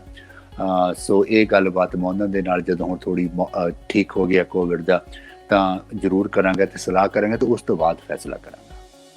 ਸੋਹੀ ਸਾਹਿਬ, ਮੇਰਾ ਅਗਲਾ ਸਵਾਲ ਵੀ ਵੈਸੇ ਇਹੀ ਸੀਗਾ ਕਿ ਐਡਮਿੰਟੋਨੀਅਨਸ ਬਹੁਤ ਕਿਆਸ ਲਗਾਈ ਬੈਠੇ ਨੇ, ਆਸ਼ਾਵਾਂ ਲਈ ਬੈਠੇ ਨੇ ਕਿ ਸੋਹੀ ਸਾਹਿਬ ਆਉਣ ਵਾਲੇ ਦਿਨਾਂ ਦੇ ਵਿੱਚ ਮੇਅਰ ਦੇ ਇਲੈਕਸ਼ਨ ਦੇ ਵਿੱਚ ਨੋਮੀਨੇਸ਼ਨ ਪੇਪਰ ਭਰ ਸਕਦੇ ਨੇ, ਜਾਂ ਫੈਡਰਲ ਇਲੈਕਸ਼ਨਸ ਕਿਸੇ ਵੇਲੇ ਵੀ ਹੋ ਸਕਦੇ ਨੇ, ਉਧਰ ਵੀ ਤੁਸੀਂ ਜਾ ਸਕਦੇ ਜੇ। ਸੋ ਅਗਰ ਤੁਸੀਂ ਡਿਸਕਲੋਜ਼ ਕਰਨਾ ਚਾਹੋ ਤੇ ਜਰੂਰ ਸਾਡੇ ਦਰਸ਼ਕਾਂ ਨੂੰ ਦੱਸੋ ਜੀ ਕਿ ਮੇਅਰ ਦੇ ਇਲੈਕਸ਼ਨਸ ਦੇ ਸੰਬੰਧ ਦੇ ਵਿੱਚ ਤੁਹਾਡੇ ਕੀ ਵਿਚਾਰ ਨੇ? ਮਨਜੀਤ, ਜਿਸ ਤਰ੍ਹਾਂ ਮੈਂ ਪਹਿਲਾਂ ਕਿਹਾ ਕਿ ਇਹ ਜਿਹੜਾ ਫੈਸਲਾ ਇਹ ਮੇਰਾ ਇਕੱਲੇ ਦਾ ਫੈਸਲਾ ਨਹੀਂ ਹੈ। ਤੇ ਅੱਜ ਤੱਕ ਜੋ ਮੈਂ ਫੈਸਲੇ ਲਏ ਨੇ ਕਦੇ ਇਕੱਲੇ ਨੇ ਨਹੀਂ ਲਏ, ਇਹ ਸਾਡੇ ਪਰਿਵਾਰ ਦਾ ਫੈਸਲਾ ਹੁੰਦਾ ਹੈ। ਮੇਰੇ ਵੱਡੇ ਵੀਰ ਜਗਦੇਵ ਸੋਹੀ ਜੋ ਹੁਣ ਨਹੀਂ ਰਹੇ, ਸਾਨੂੰ ਉਹਨਾਂ ਦੀ ਘਾਟ ਮਹਿਸੂਸ ਹੋ ਰਹੀ ਹੈ ਤੇ ਲਾਸਟ ਅਕਤੂਬਰ ਦੇ ਵਿੱਚ ਸਾਨੂੰ ਉਹ ਅਚਾਨਕ ਵਿਛੋੜਾ ਦੇ ਗਏ ਤੇ ਹਮੇਸ਼ਾ ਤੁਹਾਡੇ ਪਰਿਵਾਰ ਦੇ ਲਈ ਕਾਫੀ ਵੱਡਾ ਸਦਮਾ ਸੀ ਜੀ। ਹਾਂਜੀ, ਉਹਨਾਂ ਦਾ ਹੱਥ ਹਮੇਸ਼ਾ ਕਹਿੰਦੇ ਹੁੰਦੇ ਕਿ ਮੇਰੇ ਸਿਰ ਦੇ ਉੱਪਰ ਰਿਹਾ ਤੇ ਸਾਡੇ ਪਰਿਵਾਰ ਦੇ ਮੋਢਿਆਂ ਵਿੱਚੋਂ ਸਨ ਉਹ। ਤੇ ਹੁਣ ਜਿਹੜੇ ਬਾਕੀ ਪਰਿਵਾਰ ਦੇ ਮੈਂਬਰ ਨੇ ਉਹਨਾਂ ਦੇ ਸਲਾਹ ਕਰਨ ਤੋਂ ਨਾਲ ਤੋਂ ਬਾਅਦ ਹੀ ਫੈਸਲਾ ਲਿਆ ਜਾ ਸਕਦਾ ਕਿ ਫਿਊਚਰ ਦੇ ਵਿੱਚ ਪੋਲੀਟਿਕਸ ਦੇ ਵਿੱਚ ਜਾਂ ਕਿਸ ਲੈਵਲ ਦੇ ਵਿੱਚ ਮੇਰੀ ਕੰਟਰੀਬਿਊਸ਼ਨ ਹੋ ਸਕਦੀ ਆ। ਪਰ ਮੈਂ ਹਮੇਸ਼ਾ ਕਮਿਊਨਿਟੀ ਦੇ ਵਿੱਚ ਰਿਹਾ ਤੇ ਕਮਿਊਨਿਟੀ ਦੇ ਵਿੱਚ ਰਵਾਂਗਾ ਤੇ ਕਮਿਊਨਿਟੀ ਦੇ ਵਿੱਚ ਆਪਣਾ ਯੋਗਦਾਨ ਪਾਉਂਦਾ ਰਵਾਂਗਾ, ਭਾਵੇਂ ਉਹ ਸਿਆਸਤ ਦੇ ਤੌਰ ਤੇ ਹੋਵੇ ਜਾਂ ਐਜ਼ ਏ ਕਮਿਊਨਿਟੀ ਵਾਲੰਟੀਅਰ ਦੇ ਤੌਰ ਤੇ ਹੋਵੇ, ਜਾਂ ਜੋ ਅਸੀਂ ਇਨੀਸ਼ੀਏਟਿਵ ਮੈਕਯੂਨੀ ਯੂਨੀਵਰਸਿਟੀ ਦੇ ਨਾਲ ਲੈ ਕੇ ਕਰ ਰਹੇ ਹਾਂ ਨਸਲਵਾਦ ਦੇ ਸੰਬੰਧ ਦੇ ਵਿੱਚ ਲੋਕਾਂ ਨੂੰ ਟ੍ਰੇਨਿੰਗ ਦੇਣੀ, ਜਾਂ ਕੋਈ ਹੋਰ ਜਿਹੜੀਆਂ ਕਮਿਊਨਿਟੀ ਦੀਆਂ ਐਕਟੀਵਿਟੀਜ਼ ਨੇ, ਹਮੇਸ਼ਾ ਉਹਨਾਂ ਦੇ ਵਿੱਚ ਆਪਣਾ ਯੋਗਦਾਨ ਪਾਉਂਦਾ ਰਹਾਂਗਾ। ਸੋਹੀ ਜੀ, ਸਾਡੇ ਵੱਲੋਂ ਸ਼ੁਭ ਇੱਛਾਵਾਂ ਨੇ ਤੁਹਾਨੂੰ। ਤੁਸੀਂ ਜਿਹੜਾ ਵੀ ਪਲੇਟਫਾਰਮ ਚੁਣੋ, ਚਾਹੇ ਮੇਅਰ ਦਾ ਚੁਣੋ, MP ਦਾ ਚੁਣੋ, ਜਾਂ ਹੋਰ ਕਿਸੇ ਵੀ ਕੈਪੈਸਿਟੀ ਵਿੱਚ ਤੁਸੀਂ ਕਮਿਊਨਿਟੀ ਦੀ ਸੇਵਾ ਕਰਨਾ ਚਾਹੋ, ਸਾਡੀਆਂ ਗੁੱਡ ਵਿਸ਼ੇਸ ਤੁਹਾਡੇ ਨਾਲ ਨੇ। Thank you. ਇੱਕ ਥੋੜਾ ਜਿਹਾ ਜੀ ਮੈਂ ਤੁਹਾਡਾ ਦੇਖ ਰਿਹਾ ਸੀਗਾ ਪ੍ਰੋਫਾਈਲ, ਕਿਤੇ ਨਾ ਕਿਤੇ ਲਿਖਿਆ ਸੀ ਤੁਸੀਂ ਥੀਏਟਰ ਵੀ ਕਰਦੇ ਰਹੇ ਜੀ। ਜੀ ਹਾਂ, ਸਾਡਾ ਇੱਥੇ ਐਡਮਿੰਟਨ ਦੇ ਵਿੱਚ ਬੜਾ ਤਕੜਾ ਥੀਏਟਰ ਦਾ ਗਰੁੱਪ ਹੁੰਦਾ ਸੀ। ਸਾਡੇ ਦੋਸਤ ਜੋ ਹਲੇ ਵੀ ਐਡਮਿੰਟਨ ਦੇ ਵਿੱਚ ਐਕਟਿਵ ਨੇ, ਵੱਖਰੇ ਵੱਖਰੇ ਫੀਲਡ ਦੇ ਵਿੱਚ ਉਹ ਕੰਮ ਕਰ ਰਹੇ ਨੇ, ਹਲੇ ਵੀ ਕਮਿਊਨਿਟੀ ਦੀਆਂ ਐਕਟੀਵਿਟੀਜ਼ ਦੇ ਵਿੱਚ ਪੂਰੀ ਤਰ੍ਹਾਂ ਪਾਰਟਿਸਿਪੇਟ ਕਰ ਰਹੇ ਨੇ, ਤੇ ਸਾਨੂੰ ਬੜਾ ਵਧੀਆ ਕੰਮ ਕਰਨ ਦਾ ਮੌਕਾ ਮਿਲਿਆ ਇੱਥੇ। ਵੱਖਰੇ ਵੱਖਰੇ ਪਲੇਸ ਕਰਨ ਦਾ ਮੌਕਾ ਮਿਲਿਆ, ਭਾਵੇਂ ਉਹਨਾਂ ਦਾ ਸੰਬੰਧ ਹਿੰਦੁਸਤਾਨ ਦੇ ਨਾਲ ਸੀ ਜਾਂ ਜੋ ਸਾਨੂੰ ਇੱਥੇ ਸਮੱਸਿਆਵਾਂ ਆਉਂਦੀਆਂ ਰਹੀਆਂ ਉਹਨਾਂ ਦਿਨਾਂ ਦੇ ਵਿੱਚ, ਕੰਮ ਦੇ ਸੰਬੰਧ ਦੇ ਵਿੱਚ, ਵਰਕਰਸ ਰਾਈਟ ਦੇ ਸੰਬੰਧ ਦੇ ਵਿੱਚ, ਜਾਂ ਜੋ ਮੈਂ ਤੁਹਾਨੂੰ ਉਦਾਹਰਨ ਦਿੱਤੀ ਹੈ ਕਿ ਇੱਕ ਬਹੁਤ ਵੱਡਾ ਪਲੇ ਕਾਮਾਗਾਟਾ ਮਾਰੂ ਦੀ ਟ੍ਰੈਜਡੀ ਦੇ ਉੱਪਰ ਸਾਡੇ ਸਾਰੇ ਦੋਸਤਾਂ ਮਿੱਤਰਾਂ ਨੇ ਮਿਲ ਕੇ ਇੱਥੇ ਐਡਮਿੰਟਨ ਦੇ ਵਿੱਚ ਤਿਆਰ ਕੀਤਾ, ਤੇ ਜਿਹਨੂੰ ਅਸੀਂ ਪੂਰੀ ਕੈਨੇਡਾ ਦੇ ਵੱਖਰੇ ਵੱਖਰੇ ਸ਼ਹਿਰਾਂ ਦੇ ਵਿੱਚ ਫਿਰ ਖੇਡਿਆ ਵੀ। ਸੋ ਇਸ ਤਰ੍ਹਾਂ ਦੇ ਬਹੁਤ ਕੰਮ ਕਰਨ ਦਾ ਮੌਕਾ ਮਿਲਿਆ, ਤੇ ਇਹਦੇ ਨਾਲ ਆਪਣੇ ਆਪ ਨੂੰ ਸਿੱਖਣ ਦਾ ਵੀ ਮੌਕਾ ਮਿਲਿਆ, ਤੇ ਆਪਣੇ ਆਪ ਨੂੰ ਗਰੋ ਕਰਨ ਦਾ ਵੀ ਮੌਕਾ ਮਿਲਿਆ, ਤੇ ਆਪਣੇ ਆਪ ਨੂੰ ਇੱਕ ਵਧੀਆ ਇਨਸਾਨ ਦੀ ਜੋ ਜਰਨੀ ਆ, ਜੋ ਸਫ਼ਰ ਆ, ਉਹ ਤੇ ਚੱਲਣ ਦਾ ਵੀ ਮੌਕਾ ਮਿਲਿਆ, ਤੇ ਇਹ ਸਫ਼ਰ ਜਾਰੀ ਹੈ।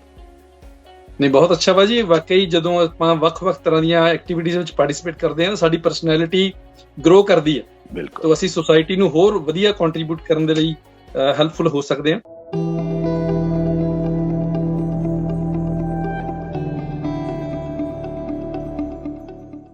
ਸੋਹੀ ਸਾਹਿਬ, ਅਗਰ ਤੁਸੀਂ ਨੋਟ ਕੀਤਾ ਹੋਵੇ, ਕੱਲ ਅਲਬਰਟਾ ਗਵਰਨਮੈਂਟ ਦੇ ਵੱਲੋਂ ਇੱਕ ਅਨਾਉਂਸਮੈਂਟ ਕੀਤੀ ਗਈ ਆ ਕਿ ਇੱਕ ਵਨ ਟਾਈਮ ਚੈੱਕ ਕਹਿ ਲਓ, ਰਿਲੀਫ ਕਹਿ ਲਓ, ਅਲਬਰਟਨਸ ਨੂੰ ਦਿੱਤੀ ਜਾ ਰਹੀ ਆ। ਲਗਭਗ 3,80,000 ਅਲਬਰਟਨਸ ਜਿਹੜੇ ਕਿ ਫਰੰਟ ਲਾਈਨਰ ਨੇ, ਜਿਨ੍ਹਾਂ ਨੇ ਪੈਂਡੈਮਿਕ ਦੇ ਵਿੱਚ ਕ੍ਰਿਟੀਕਲ ਸਰਵਿਸਿਜ਼ ਜਿਹੜੀਆਂ ਨੇ ਅਲਬਰਟਸ ਨੂੰ ਪ੍ਰੋਵਾਈਡ ਕੀਤੀਆਂ ਨੇ, ਉਹਨਾਂ ਨੂੰ $1,200 ਜਿਹੜਾ ਹੈ ਉਹ ਇੱਕ ਕਿਸ਼ਤ ਜਿਹੜੀ ਆ ਉਹ ਅਲਬਰਟਾ ਗਵਰਨਮੈਂਟ ਦੇਣ ਜਾ ਰਹੀ ਹੈ। ਸੋ ਇਸ ਬਾਰੇ ਤੁਹਾਡੇ ਕੀ ਵਿਚਾਰ ਨੇ ਜੀ? ਮਨਜੀਤ, ਇਸ ਗੱਲ ਨੂੰ ਮੈਂ ਪਹਿਲੇ ਦਿਨ ਤੋਂ ਹੀ ਪ੍ਰਮੋਟ ਕਰਦਾ ਆ ਰਿਹਾ ਕਿ ਜੋ ਇਸ ਦੁੱਖ ਦੀ ਘੜੀ ਦੇ ਵਿੱਚ ਲੋਕਾਂ ਨੂੰ, ਜਿਨ੍ਹਾਂ ਨੂੰ ਫਰੰਟ ਲਾਈਨਸ ਤੇ ਜਾ ਕੇ ਕੰਮ ਕਰਨਾ ਪੈ ਰਿਹਾ, ਉਹਨਾਂ ਦੀ ਆਪਣੀ ਸਿਹਤ ਨੂੰ ਉਹ ਅੱਗੇ ਲੈ ਕੇ ਆ ਰਹੇ ਨੇ, ਜਾਂ ਆਪਣੀ ਸਿਹਤ ਦਾ ਨੁਕਸਾਨ ਕਰਨ ਦੇ ਬਾਵਜੂਦ ਵੀ, ਜਾਂ ਉਹਨਾਂ ਦੀ ਸਿਹਤ ਨੂੰ ਨੁਕਸਾਨ ਰਿਸਕ ਤੇ ਕੰਮ ਕਰ ਰਹੇ ਨੇ, ਰਿਸਕ ਤੇ ਕੰਮ ਕਰ ਰਹੇ ਨੇ, ਉਹਨਾਂ ਦੇ ਪਰਿਵਾਰ ਨੂੰ ਰਿਸਕ ਹੈ, ਤੇ ਗਵਰਨਮੈਂਟ ਦੀ ਜ਼ਿੰਮੇਵਾਰੀ ਬਣਦੀ ਹੁੰਦੀ ਹੈ ਕਿ ਉਹਨਾਂ ਨੂੰ ਇਹ ਦੁੱਖ ਦੀ ਘੜੀ ਦੇ ਵਿੱਚ ਜੋ ਸਾਡਾ ਸਾਥ ਦੇ ਰਹੇ ਨੇ, ਸਾਡੀ ਜ਼ਿੰਦਗੀ ਨੂੰ ਸੌਖਾ ਬਣਾਉਣ ਵਾਸਤੇ ਆਪ ਰਿਸਕ ਲੈ ਰਹੇ ਨੇ, ਉਹਨਾਂ ਦੀ ਹੈਲਪ ਕੀਤੀ ਜਾਵੇ। ਸੋ ਜਿਹੜਾ $1,200 ਹੈ ਇਹ ਪਰ ਵਿਅਕਤੀ ਨੂੰ, ਫਰੰਟ ਲਾਈਨ ਵਰਕਰਸ ਨੂੰ ਮਿਲਣਾ ਹੈ, ਇਹਦਾ ਮੈਜੋਰਟੀ ਜੋ ਪੈਸਾ ਹੈ ਉਹ ਫੈਡਰਲ ਗਵਰਨਮੈਂਟ ਵੱਲੋਂ, ਪ੍ਰਾਈਮ ਮਿਨਿਸਟਰ ਜਸਟਿਨ ਟਰੂਡੋ ਉਹਨਾਂ ਵੱਲੋਂ। ਮੈਂ ਸੌਰੀ ਤੁਹਾਨੂੰ ਡਿਸਟਰਬ ਕਰ ਰਿਹਾ ਜੀ। ਇਹਦੇ ਵਿੱਚ ਮੈਂ ਦੇਖਿਆ ਸੀਗਾ ਕਿ ਫੈਡਰਲ ਗਵਰਨਮੈਂਟ ਜਿਹੜੀ ਹੈ $347 ਮਿਲੀਅਨ ਜਿਹੜਾ ਵਾ ਉਹ ਪੇ ਕਰ ਰਹੀ ਹੈ, ਔਰ $118 ਮਿਲੀਅਨ ਜਿਹੜਾ ਹੈ ਉਹ ਅਲਬਰਟਾ ਗਵਰਨਮੈਂਟ ਸ਼ੇਅਰ ਪਾ ਰਹੀ ਹੈ।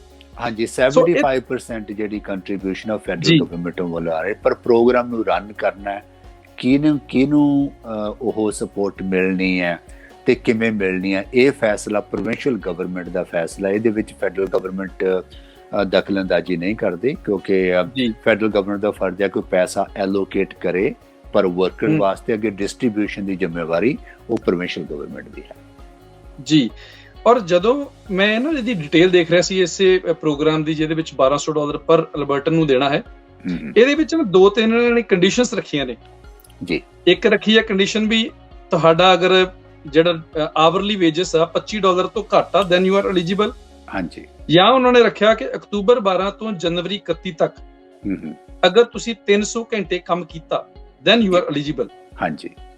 ਸੋ ਮੈਨੂੰ ਲੱਗਦਾ ਵੀ ਜ਼ਿਆਦਾਤਰ ਜਿਹੜੇ ਹੈਲਥ ਵਰਕਰ ਨੇ ਉਹਨਾਂ ਦੀਆਂ ਵੇਜਸ ਵੀ 25 ਤੋਂ ਉੱਪਰ ਹੁੰਦੀਆਂ ਨੇ ਜੀ। ਇਸੇ ਤਰ੍ਹਾਂ ਜਿਹੜੇ ETS ਬੱਸਸ ਚਲਾਉਂਦੇ ਨੇ ਉਹਨਾਂ ਦੀਆਂ ਵੇਜਸ ਵੀ ਅਪ ਹੋਣਗੀਆਂ।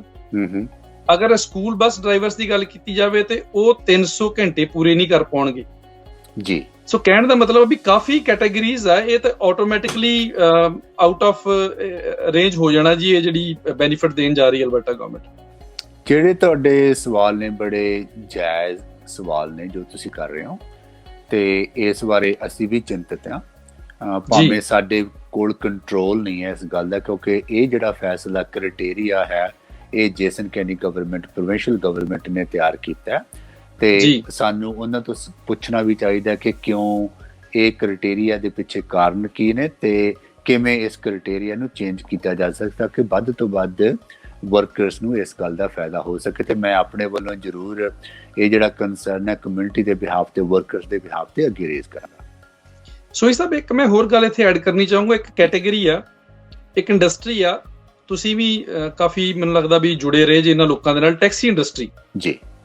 ਚਾਹੇ ਉਹ ਫੈਡਰਲ ਗਵਰਨਮੈਂਟ ਹੋਵੇ, ਪ੍ਰੋਵਿੰਸ਼ੀਅਲ ਹੋਵੇ, ਮਿਊਨਿਸਪਲ ਹੋਵੇ, ਇਹ ਜਿਹੜਾ ਪੈਂਡੈਮਿਕ ਦਾ ਸਮਾਂ ਰਿਹਾ ਵਾ, ਇਹ ਇੰਡਸਟਰੀ ਬਿਲਕੁਲ ਨਿਗਲੈਕਟਡ ਰਹੀ ਹੈ ਜੀ। ਔਰ ਈਵਨ ਜਿਹੜੀ ਹੁਣ ਵਨ ਟਾਈਮ ਪੇਮੈਂਟ ਦੇਣ ਜਾ ਰਹੀ ਹੈ ਅਲਬਰਟਾ ਗਵਰਨਮੈਂਟ, ਕੱਲ ਵੀ ਜੇਸਨ ਸਾਹਿਬ ਨੂੰ ਇਹ ਕੁਐਸਚਨ ਕੀਤਾ ਗਿਆ ਸੀ, ਕੇਨੀ ਸਾਹਿਬ ਨੂੰ, ਕਿ are taxi drivers are eligible or not for this program, and he was having no answer. So ਕਹਿਣ ਦਾ ਮਤਲਬ ਹੈ ਕਿ ਇਸ ਇੰਡਸਟਰੀ ਦੇ ਵਿੱਚ ਜਿਹੜੇ ਕੰਮ ਕਰ ਰਹੇ ਨੇ ਉਹਨਾਂ ਨੇ ਵੀ ਆਪਣੇ ਰਿਸਕ ਤੇ ਜਾਨਾਂ ਰੱਖ ਕੇ ਫੈਮਲੀਜ਼ ਦੀ ਪਰਵਾਹ ਕੀਤਾ ਬਿਨਾਂ ਲੋਕਾਂ ਦੀ ਸਰਵਿਸਿਜ਼ ਕੀਤੀਆਂ ਨੇ।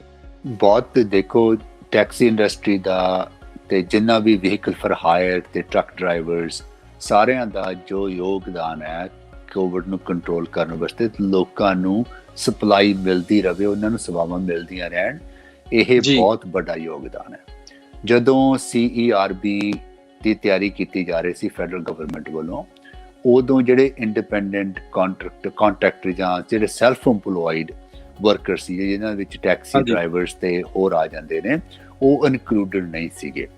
ਉਦੋਂ ਮੈਂ ਆਪਣੇ ਵੱਲੋਂ ਤੇ ਸਾਡੇ ਹੋਰ MPs ਨੇ ਇਕੱਠੇ ਹੋ ਕੇ ਬਹੁਤ ਜ਼ੋਰ ਲਾਇਆ ਕਿ ਹਾਂ ਨਹੀਂ, ਇਹ ਜਿਹੜੇ ਵਰਕਰਸ ਨੇ ਇਨਕਲੂਡ ਹੋਣੇ ਚਾਹੀਦੇ, ਇਹਨਾਂ ਨੂੰ ਵੀ CERB ਜਿਹੜੀ $2000 ਪਰ ਮੰਥ ਮਿਲਣੀ ਚਾਹੀਦੀ ਹੈ, ਕਿਉਂਕਿ ਇਹਨਾਂ ਦੇ ਕੰਮ ਨੂੰ ਸਭ ਤੋਂ ਵੱਧ ਨੁਕਸਾਨ ਹੋਇਆ, ਪਰ ਇਹਦੇ ਬਾਵਜੂਦ ਵੀ ਫਿਰ ਵੀ ਫਰੰਟ ਲਾਈਨ ਤੇ ਜਾ ਕੇ ਸਰਵਿਸ ਪ੍ਰੋਵਾਈਡ ਕਰ ਰਹੇ ਨੇ। ਤੇ ਉਦੋਂ ਸਾਡੀ ਇਹ ਵਿਚਾਰ ਸੁਣਿਆ ਗਿਆ ਤੇ ਮੈਨੂੰ ਬੜੀ ਖੁਸ਼ੀ ਹੋਈ ਸੀ ਕਿ ਸਾਡੀ ਐਡਵੋਕੇਸੀ ਨੂੰ ਫਲ ਲੱਗਿਆ ਤੇ ਸਾਰੇ ਟੈਕਸੀ ਡਰਾਈਵਰਸ, ਉਬਰ ਡਰਾਈਵਰਸ ਤੇ ਟਰੱਕ ਡਰਾਈਵਰਸ, ਉਹਨਾਂ ਨੂੰ ਜਿਹੜੀ CERB ਦੀ ਕੁਆਲੀਫਿਕੇਸ਼ਨ ਹੋਈ। ਇਸੇ ਤਰ੍ਹਾਂ ਜਿਹੜੀ ਲੋਨ ਦੀ ਪ੍ਰੋਵੀਜ਼ਨ ਸੀ ਉਹ ਵੀ ਐਕਸੈਸਿਬਲ ਹੈਗੀ ਹੈ ਸਾਰੇ ਬਿਜ਼ਨੈਸਿਸ ਨੂੰ, ਅਗਰ ਉਹਨਾਂ ਨੂੰ ਉਹਦੀ ਲੋੜ ਹੈਗੀ ਆ। ਜਿਹੜੀ ਇਹ ਗੱਲ ਤੁਸੀਂ ਕਰ ਰਹੇ ਹੋ, ਮੈਂ ਸਮਝਦਾ ਕਿ ਇਹ ਗੱਲ ਗਲਤ ਹੈ। ਗਵਰਨਮੈਂਟ ਦੀ ਜ਼ਿੰਮੇਵਾਰੀ ਬਣਦੀ ਹੈ, ਜੇਸਨ ਕੈਨੀ ਗਵਰਨਮੈਂਟ ਦੀ ਜ਼ਿੰਮੇਵਾਰੀ ਬਣਦੀ ਹੈ ਕਿ ਉਹ ਵਿਅਕਤੀ ਜੋ ਕੁਆਲੀਫਾਈ ਨਹੀਂ ਕਰ ਰਹੇ, ਉਹਨਾਂ ਦਾ ਕ੍ਰਾਈਟੇਰੀਆ ਦੇਖਿਆ ਜਾਵੇ ਤੇ ਉਹਨਾਂ ਨੂੰ ਸਪੋਰਟ ਕੀਤੀ ਜਾਵੇ। ਤੇ ਮੈਂ ਮਨਜੀਤ ਪਹਿਲੇ ਦਿਨ ਤੋਂ, ਜਦੋਂ ਤੋਂ ਸਿਟੀ ਹਾਲ ਤੋਂ ਲੈ ਕੇ ਅੱਜ ਤੱਕ, ਹਮੇਸ਼ਾ ਵਰਕਰਸ ਦੇ ਨਾਲ ਖੜਿਆ ਤੇ ਟੈਕਸੀ ਇੰਡਸਟਰੀ ਦੇ ਵਿੱਚ ਜਿੰਨਾ ਮੈਂ ਵੱਧ ਚੜ ਕੇ ਕੰਮ ਕੀਤਾ, ਮੈਂ ਨਹੀਂ ਸਮਝਦਾ ਕਿ ਹੋਰ ਕਿਸੇ ਵੀ ਕੌਂਸਲ ਮੈਂਬਰ ਨੇ ਜਾਂ ਆਪਣੇ ਕਮਿਊਨਿਟੀ ਦੇ ਹੋਰ ਕਿਸੇ ਲੀਡਰ ਨੇ ਕੀਤਾ ਹੋਵੇ, ਭਾਵੇਂ ਟੈਕਸੀ ਡਰਾਈਵਰ ਦੀ ਸੇਫਟੀ ਦਾ ਮਸਲਾ ਹੋਵੇ ਜਾਂ ਜਦੋਂ 에ਅਰਪੋਰਟ ਸਾਡੀ ਐਡਮਿੰਟਨ ਟੈਕਸੀ ਇੰਡਸਟਰੀ ਵਾਸਤੇ ਬੰਦ ਕਰ ਦਿੱਤੀ ਗਈ ਸੀ, ਉੱਥੋਂ ਅਸੀਂ ਕੰਮ ਨਹੀਂ ਸੀ ਕਰ ਸਕਦੇ। ਮੈਂ ਪੂਰਾ ਜ਼ੋਰ ਲਾ ਕੇ ਉਹ 에ਅਰਪੋਰਟ ਆਪਣੀ ਟੈਕਸੀ ਇੰਡਸਟਰੀ ਵਾਸਤੇ ਖੁਲਾਈ, ਜਿਹਦਾ $5 ਮਿਲੀਅਨ ਦਾ ਫਾਇਦਾ ਸਾਡੀ ਇੰਡਸਟਰੀ ਨੂੰ ਹੋਇਆ, ਜੋ ਕੰਮ ਪਹਿਲਾਂ ਸਾਨੂੰ, ਸਾਡੇ ਵਰਕਰਸ ਨੂੰ, ਸਾਡੇ ਡਰਾਈਵਰਸ ਨੂੰ ਨਹੀਂ ਸੀ ਮਿਲਦਾ, ਉਹ ਉਹਨਾਂ ਨੂੰ ਮਿਲਿਆ। ਫਿਰ ਜਿਹੜੀ ਉਹਨਾਂ ਦੀ ਲਾਇਸੈਂਸ ਹੁੰਦੀਆਂ ਸੀਗੀਆਂ, ਉਹ ਹਰ ਸਾਲ ਰਿਨਿਊ ਕਰਵਾਉਣੀਆਂ ਪੈਂਦੀਆਂ ਸੀਗੀਆਂ। ਉਹਦੇ ਵਿੱਚ 2 ਸਾਲ ਦੀ ਜਿਹੜੀ ਪ੍ਰੋਵੀਜ਼ਨ ਮੈਂ ਖੁਦ ਸਿਟੀ ਕੌਂਸਲ ਦੇ ਨਾਲ ਰਲ ਕੇ ਕਰਵਾਈ। ਜਿਹੜੀਆਂ ਸ਼ੀਲਡ ਦਾ ਮਸਲਾ ਸੀ ਉਹ ਸੀਗਾ, ਜਾਂ ਕੈਮਰੇ ਦਾ ਮਸਲਾ ਉਹ ਸੀਗਾ, ਜਾਂ ਉਸ ਤੋਂ ਬਾਅਦ ਜਿਹੜੀ ਇੰਸ਼ੋਰੈਂਸ ਦੇ ਮਸਲੇ, ਜੋ ਵੀ ਆਇਆ, ਜਿੰਨਾ ਮੇਰੇ ਤੋਂ ਹੋਇਆ, ਮੈਂ ਆਪਣੇ ਵੱਲੋਂ ਪੂਰੀ ਕੋਸ਼ਿਸ਼ ਕੀਤੀ ਹੈ ਤੇ ਕਰਦਾ ਰਵਾਂਗਾ। ਤੇ ਇਸ ਈਵਨ ਇਲੈਕਸ਼ਨ ਤੋਂ ਬਾਅਦ ਵੀ, ਭਾਵੇਂ ਮੈਂ MP ਨਹੀਂ ਸੀਗਾ, ਪਰ ਫਿਰ ਵੀ CERB ਟੈਕਸੀ ਡਰਾਈਵਰਸ ਨੂੰ, ਉਬਰ ਡਰਾਈਵਰਸ ਨੂੰ, ਟਰੱਕ ਡਰਾਈਵਰਸ ਨੂੰ ਮਿਲੇ ਤੇ ਹੋਰ ਜਿਹੜੇ ਸੈਲਫ ਇੰਪਲੋਇਡ ਉਹਨਾਂ ਨੂੰ ਮਿਲੇ। ਉਹਦੇ ਵਿੱਚ ਮੈਂ ਆਪਣਾ ਯੋਗਦਾਨ, ਪਰ ਮੈਨੂੰ ਬੜੀ ਖੁਸ਼ੀ ਹੋਈ ਕਿ ਅਸੀਂ ਉਸ ਨੂੰ ਲਾਗੂ ਕਰਵਾ ਸਕੇ। ਬਿਲਕੁਲ ਜੀ, ਅਸੀਂ ਆਸ ਵੀ ਇਦਾਂ ਦੀ ਕਰਦੇ ਹਾਂ ਕਿ ਸੋਹੀ ਸਾਹਿਬ ਆਉਣ ਵਾਲੇ ਜਿਹੜੇ ਹੋਰ ਸਮੇਂ ਨੇ, ਵੱਖ-ਵੱਖ ਪ੍ਰੋਜੈਕਟਸ ਦੇ ਵਿੱਚ ਐਡਵੋਕੇਸੀ ਜਿਹੜੀ ਆ, ਜਿਹੜੇ ਫਰੰਟ ਲਾਈਨਰਸ ਨੇ, ਜਿਹੜੇ ਵੱਖ-ਵੱਖ ਕੈਟਾਗਰੀਜ਼ ਵਰਕਰ ਨੇ, ਉਹਨਾਂ ਲਈ ਤੁਸੀਂ ਇਸੇ ਤਰ੍ਹਾਂ ਐਡਵੋਕੇਸੀ ਕਰਦੇ ਰਹੋ। ਮੇਰਾ ਅਗਲਾ ਸਵਾਲ ਹੈ ਜੀ ਵੈਕਸੀਨੇਸ਼ਨ ਨੂੰ ਲੈ ਕੇ। ਤੁਸੀਂ ਵੀ ਨੋਟ ਕੀਤਾ ਹੋਣਾ ਕਿ ਜਿਹੜੀ ਫੈਡਰਲ ਗਵਰਨਮੈਂਟ ਹੈ ਇਸ ਵੇਲੇ ਕੈਨੇਡਾ ਦੀ, ਵੈਕਸੀਨੇਸ਼ਨ ਨੂੰ ਲੈ ਕੇ ਕਾਫੀ ਪ੍ਰੋਬਲਮਸ ਚੱਲੀਆਂ ਆ ਰਹੀਆਂ ਨੇ। ਕਦੇ ਫਾਈਜ਼ਰ ਵੱਲੋਂ ਸਾਨੂੰ ਜਿਹੜੀ ਸਪਲਾਈ ਹੈ ਉਹ ਰੈਗੂਲਰ ਨਹੀਂ ਮਿਲਦੀ, ਇਸੇ ਤਰ੍ਹਾਂ ਮੋਡਰਨਾ ਵੱਲੋਂ ਵੀ ਵੈਕਸੀਨੇਸ਼ਨ ਦੀ ਸਪਲਾਈ ਦੇ ਵਿੱਚ ਪ੍ਰੋਬਲਮਸ ਆ ਰਹੀਆਂ ਨੇ। ਔਰ ਰੀਸੈਂਟਲੀ ਜਿਹੜੇ ਕੈਨੇਡਾ ਦੇ ਪ੍ਰਾਈਮ ਮਿਨਿਸਟਰ ਨੇ ਮਿਸਟਰ ਜਸਟਿਨ ਟਰੂਡੋ, ਉਹਨਾਂ ਦੀ ਇੰਡੀਆ ਦੇ prime minister mister Narinder Modi ji ਦੇ ਨਾਲ ਇੱਕ ਟੈਲੀਫੋਨਿਕਲੀ ਗੱਲਬਾਤ ਹੋਈ ਆ, ਔਰ ਭਾਰਤ ਦੇ ਪ੍ਰਧਾਨ ਮੰਤਰੀ ਨੇ ਉਹਨਾਂ ਨੂੰ ਭਰੋਸਾ ਦਿਵਾਇਆ ਕਿ ਜਿਹੜੀ ਭਾਰਤ ਵਿੱਚ ਤਿਆਰ ਕੀਤੀ ਗਈ ਵੈਕਸੀਨੇਸ਼ਨ ਆ, ਉਹ ਕੈਨੇਡੀਅਨਸ ਨੂੰ ਕੋਸ਼ਿਸ਼ ਕਰਨਗੇ ਵੀ ਮੁਹੱਈਆ ਕਰਵਾਈ ਜਾ ਸਕੇ। ਜੀ ਸੋ ਇਹ ਸਾਰਾ ਜਿਹੜਾ ਐਪੀਸੋਡ ਹੈ, ਇਸ ਨੂੰ ਤੁਸੀਂ ਕਿਵੇਂ ਦੇਖਦੇ ਹੋ, ਔਰ ਜਿਹੜੇ ਇੰਡੋ ਕੈਨੇਡੀਅਨ ਰਿਲੇਸ਼ਨਸ਼ਿਪ ਆ, ਇਹਦੇ ਉੱਪਰ ਇਹਦਾ ਕੀ ਅਸਰ ਪੈ ਸਕਦਾ? ਦੇਖੋ ਮਨਜੀਤ, ਪਹਿਲੀ ਗੱਲ ਤਾਂ ਇਹ ਹੈ ਕਿ ਇਹ ਸਾਇੰਸ ਦੀ ਸਭ ਤੋਂ ਬਹੁਤ ਵੱਡਾ ਯੋਗਦਾਨ ਹੈ ਕਿ 1 ਸਾਲ ਦੇ ਵਿੱਚ ਵੈਕਸੀਨ ਨੂੰ ਟੈਸਟ ਕਰਨਾ, ਡਿਵੈਲਪ ਕਰਨਾ ਤੇ ਉਹਨੂੰ ਮਾਰਕੀਟ ਦੇ ਵਿੱਚ ਲੈ ਕੇ ਆਉਣਾ, ਪ੍ਰੋਡਕਸ਼ਨ ਲੈ ਕੇ ਆਉਣੀ, ਤੇ ਹੁਣ ਉਹ ਜਿਹੜੀ ਵੈਕਸੀਨ ਹੈ ਉਹ ਲੋਕਾਂ ਨੂੰ ਮਿਲ ਰਹੀ ਹੈ। ਜਦੋਂ ਦੁਨੀਆ ਭਰ ਦੇ ਵਿੱਚ ਐਡਾ ਵੱਡਾ ਕ੍ਰਾਈਸਿਸ ਚੱਲ ਰਿਹਾ ਤਾਂ ਕੁਦਰਤੀ ਹੁੰਦਾ ਹੈ ਕਿ ਕੁਝ ਉਤਰਾਅ ਚੜਾਅ ਆਉਣੇ ਹੁੰਦੇ ਆ। ਸੋ ਜਿਹੜੀ ਟੈਂਪਰੇਰੀ ਪ੍ਰੋਡਕਸ਼ਨ ਦੇ ਵਿੱਚ ਖੜੋਤ ਆਈ ਹੈ ਫਾਈਜ਼ਰ ਦੀ ਤੇ ਮੋਡਰਨਾ ਦੀ, ਇਹ ਹੁਣ ਖਤਮ ਹੋ ਰਹੀ ਹੈ ਤੇ ਪ੍ਰੋਡਕਸ਼ਨ ਫੇਰ ਰੈਂਪ ਅਪ ਹੋ ਰਹੀ ਹੈ ਤੇ ਸਪਲਾਈ ਸਾਰੇ ਦੇਸ਼ਾਂ ਨੂੰ ਮਿਲ ਜਾਣੀ ਹੈ। ਪਰ ਜਿਹੜੀ ਕੁਝ ਦੇਸ਼ ਜਿੱਥੇ ਇਹ ਪ੍ਰੋਡਕਸ਼ਨ ਹੋ ਰਹੀ ਹੈ ਉਹ ਚਾਹੁੰਦੇ ਕਿ ਉਹਨਾਂ ਦੇ ਨਾਗਰਿਕਾਂ ਨੂੰ ਪਹਿਲਾਂ ਮਿਲੇ ਦੂਜੇ ਦੇਸ਼ਾਂ ਤੋਂ ਪਹਿਲਾਂ। ਸੋ ਜਿਹੜੀ ਇਹ ਪ੍ਰਾਈਮ ਮਿਨਿਸਟਰ ਜਸਟਿਨ ਟਰੂਡੋ, ਉਹਨਾਂ ਦੀ ਪ੍ਰਾਈਮ ਮਿਨਿਸਟਰ ਮੋਦੀ ਦੇ ਨਾਲ ਕਨਵਰਸੇਸ਼ਨ ਸੀ, ਉਹ ਇਹ ਸੀ ਕਿ ਜਿਹੜੀ ਪ੍ਰੋਡਕਸ਼ਨ ਦੇ ਅਸੀਂ ਪੈਸੇ ਦੇ ਚੁੱਕੇ ਹਾਂ, ਕਿਉਂਕਿ ਕੈਨੇਡਾ ਨੇ 7 ਕੰਪਨੀਆਂ ਦੇ ਨਾਲ ਡੀਲ ਕਰਕੇ ਪ੍ਰੋਕਿਊਰਮੈਂਟ ਦੇ ਜਿਹੜੇ ਵੈਕਸੀਨ ਦੇ ਡੋਜ਼ਸ ਨੇ ਉਹ ਸਿਕਿਉਰ ਕੀਤੇ ਆ, ਤੇ ਜਦੋਂ ਅਸੀਂ ਉਹਨਾਂ ਨੂੰ ਪੈਸਾ ਦੇ ਚੁੱਕੇ ਹਾਂ ਤਾਂ ਜਦੋਂ ਉਹਨਾਂ ਨੇ ਪ੍ਰੋਡਕਸ਼ਨ ਕਰਨੀ ਹੈ, ਅਸੀਂ ਚਾਹੁੰਦੇ ਹਾਂ ਕਿ ਉਹ ਸਾਡੀ ਜਿਹੜੀ ਬਾਏ ਕੀਤੀ ਪ੍ਰੋਡਕਸ਼ਨ ਹੈ ਸਾਨੂੰ ਜਲਦੀ ਤੋਂ ਜਲਦੀ ਦੇ ਸਕਣ। ਸੋ ਇਹ ਕਨਵਰਸੇਸ਼ਨ ਸੀਗੀ। ਤੇ ਦੂਸਰਾ ਕਿ ਦੁਨੀਆ ਦੇ ਵਿੱਚ ਐਡਾ ਵੱਡਾ ਕ੍ਰਾਈਸਿਸ ਹੈ, ਸਾਰੇ ਦੇਸ਼ਾਂ ਨੂੰ ਮਿਲ ਕੇ ਇੱਕ ਦੂਜੇ ਨਾਲ ਕੰਮ ਕਰਨ ਦੀ ਲੋੜ ਹੈਗੀ ਹੈ। ਪ੍ਰੋਟੈਕਸ਼ਨਿਜ਼ਮ ਦੀ ਜਦੋਂ ਅਸੀਂ ਗੱਲ ਕਰਾਂਗੇ ਤਾਂ ਉਹਦੇ ਨਾਲ ਸਾਰਿਆਂ ਨੂੰ ਨੁਕਸਾਨ ਹੋਣਾ, ਕਿਉਂਕਿ ਜਿਹੜਾ ਵਾਇਰਸ ਹੈ ਉਹ ਇੱਕ ਦੇਸ਼ ਤੋਂ ਦੂਜੇ ਦੇਸ਼ ਦੇ ਵਿੱਚ ਫੈਲਦਾ। ਜੇ ਅਸੀਂ ਸਿਰਫ ਆਪਣੇ ਦੇਸ਼ ਦਾ ਹੀ ਖਿਆਲ ਰੱਖਾਂਗੇ, ਦੂਜੇ ਦੇਸ਼ਾਂ ਦਾ ਨਹੀਂ ਰੱਖਾਂਗੇ, ਤਾਂ ਵਾਇਰਸ ਨੂੰ ਅਸੀਂ ਪ੍ਰੋਪਰ ਢੰਗ ਦੇ ਨਾਲ ਰੋਕ ਨਹੀਂ ਸਕਦੇ। ਸੋ ਇਸ ਕਰਕੇ ਜਿਹੜੀ ਕਨਵਰਸੇਸ਼ਨ ਸੀ ਇਹ ਬਹੁਤ ਜ਼ਰੂਰੀ ਸੀ। ਇਹ ਦੱਸਣਾ ਇੰਡੀਆ ਦੀ ਗਵਰਨਮੈਂਟ ਨੂੰ ਕਿ ਕੈਨੇਡਾ ਨੇ ਜੋ ਅਸੀਂ ਆਪਣੇ ਪੈਸੇ ਲਾ ਕੇ ਦਵਾਈ ਖਰੀਦਣੀ ਚਾਹੁੰਦੇ ਹਾਂ, ਵੈਕਸੀਨ ਖਰੀਦਣੀ ਚਾਹੁੰਦੇ ਹਾਂ, ਉਹ ਸਾਡੇ ਲੋਕਾਂ ਵਾਸਤੇ ਅਵੇਲੇਬਲ ਹੋਣੀ ਚਾਹੀਦੀ ਹੈ। ਜੀ ਸੋਹੀ ਸਾਹਿਬ, ਜਿਹੜਾ ਅਗਲਾ ਸਵਾਲ ਹੈ ਜੀ ਮੇਰਾ, ਇੰਡੀਆ ਵਿੱਚ ਤੁਹਾਨੂੰ ਪਤਾ ਵੀ 3 ਫਾਰਮਰਸ ਨਾਲ ਰਿਲੇਟਡ ਇੱਕ ਲਾਜ਼ ਬਣਾਏ ਗਏ ਸੀ ਇੰਡੀਆ ਦੀ ਫੈਡਰਲ ਗਵਰਨਮੈਂਟ ਵੱਲੋਂ, ਔਰ ਪਿਛਲੇ ਲੰਬੇ ਸਮੇਂ ਤੋਂ ਪਹਿਲਾਂ ਪੰਜਾਬ ਦੇ ਵਿੱਚ ਔਰ ਹੁਣ ਦਿੱਲੀ ਦੇ ਵੱਖ-ਵੱਖ ਬਾਰਡਰਾਂ ਦੇ ਉੱਪਰ ਸੰਘਰਸ਼ ਜਿਹੜਾ ਹੈ ਉਹ ਚੱਲ ਰਿਹਾ ਹੈ, ਔਰ ਭਾਰਤ ਸਰਕਾਰ ਵੱਲੋਂ ਵੀ ਪੂਰੀ ਇੱਕ ਪਾਸੇ ਮਤਲਬ ਅੜੀ ਦਿਖਾਈ ਜਾ ਰਹੀ ਆ, ਕਿਸਾਨਾਂ ਵੱਲੋਂ ਵੀ ਕਹਿ ਰਹੇ ਵੀ ਅਸੀਂ 3 ਕਾਨੂੰਨਾਂ ਨੂੰ ਰਿਪੀਲ ਕੀਤੇ ਬਿਨਾਂ ਅਸੀਂ ਨਹੀਂ ਮੰਨਦੇ। ਸੋ ਇਹ ਸਾਰਾ ਜਿਹੜਾ ਘਟਨਾਕ੍ਰਮ ਆ, ਤੁਹਾਡੇ ਕੀ ਵਿਚਾਰ ਨੇ ਇਸ ਉੱਪਰ?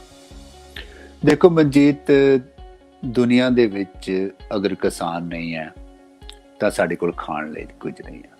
ਕਿਸਾਨ ਦਾ ਰੋਲ ਹਰ ਖੇਤਰ ਦੇ ਵਿੱਚ ਜੋ ਕੰਮ ਕਰਨ ਵਾਲੇ ਵਿਅਕਤੀ ਨੇ ਉਹ ਕੰਮ ਕਰਦੇ ਰਹਿਣ ਤੇ ਅਸੀਂ ਆਪਣੀ ਜ਼ਿੰਦਗੀ ਨੂੰ ਤੰਦਰੁਸਤੀ ਦੇ ਨਾਲ ਚਲਾ ਸਕੀਏ, ਇਹ ਕਿਸਾਨ ਦਾ ਵੱਡਾ ਰੋਲ ਹੈ।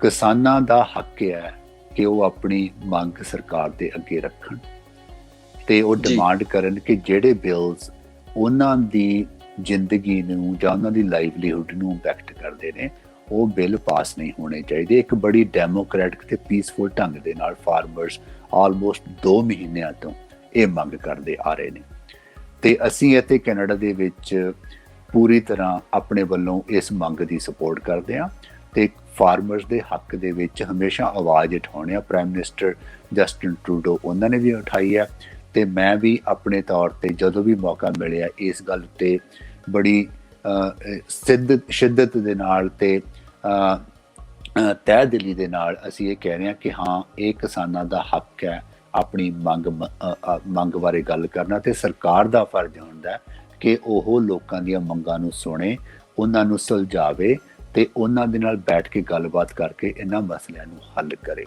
ਸੋ ਅਸੀਂ ਕਿਸਾਨਾਂ ਦੇ ਨਾਲ ਖੜੇ ਰਵਾਂਗੇ ਤੇ ਐਡਾ ਵੱਡਾ ਅੰਦੋਲਨ ਇੰਨੇ ਮਹੀਨਿਆਂ ਤੇ ਜੋ ਚੱਲ ਰਿਹਾ, ਇੰਨੇ ਪੀਸਫੁਲ ਢੰਗ ਦੇ ਨਾਲ ਚੱਲ ਰਿਹਾ, ਸ਼ਾਂਤਮਈ ਢੰਗ ਦੇ ਨਾਲ ਚੱਲ ਰਿਹਾ ਕਿ ਇੱਕ ਦੁਨੀਆ ਦੇ ਵਿੱਚ ਇੱਕ ਬਹੁਤ ਵੱਡੀ ਐਗਜ਼ਾਮਪਲ ਹਿੰਦੁਸਤਾਨ ਦੇ, ਭਾਰਤ ਦੇ ਫਾਰਮਰ ਹੈ ਜਿਹੜੇ ਉਹ ਪੇਸ਼ ਕਰ ਰਹੇ ਨੇ। ਤੇ ਨਾਲ ਦੂਜੀ ਗੱਲ ਮਨਜੀਤ ਹੈ ਕਿ ਇਹ ਜਿਹੜਾ ਮਸਲਾ ਇਹ ਇਕੱਲੇ ਇੱਕ ਧਰਮ ਦਾ ਮਸਲਾ ਨਹੀਂ ਹੈ, ਇਹਦੇ ਵਿੱਚ ਸਾਰੇ ਧਰਮ ਦੇ ਫਾਰਮਰ, ਹਰ ਇਲਾਕੇ ਤੋਂ ਫਾਰਮਰ ਇਨਵੋਲਵ ਨੇ, ਕਿਉਂਕਿ ਉਹਨਾਂ ਨੂੰ ਆਪਣੀ ਜਿਹੜੀ ਰੋਟੀ ਦਾ, ਆਪਣੀ ਖੇਤੀ ਦਾ, ਆਪਣੀਆਂ ਜ਼ਮੀਨਾਂ ਦਾ ਤੇ ਆਪਣੇ ਬੱਚਿਆਂ ਦੇ ਭਵਿੱਖ ਦਾ ਫਿਕਰ ਹੈ। ਤੇ ਸਾਨੂੰ ਉਹਨਾਂ ਦਾ ਸਾਥ ਦੇਣਾ ਚਾਹੀਦਾ ਤੇ ਦਿੰਦੇ ਰਹਿਣਾ ਚਾਹੀਦਾ। ਨਹੀਂ, ਬਿਲਕੁਲ ਜੀ, ਇਹ ਜਿਹੜਾ ਕਿਸਾਨੀ ਅੰਦੋਲਨ ਸੀਗਾ ਹੁਣ ਇਹ ਜਨ ਅੰਦੋਲਨ ਬਣ ਚੁੱਕਿਆ।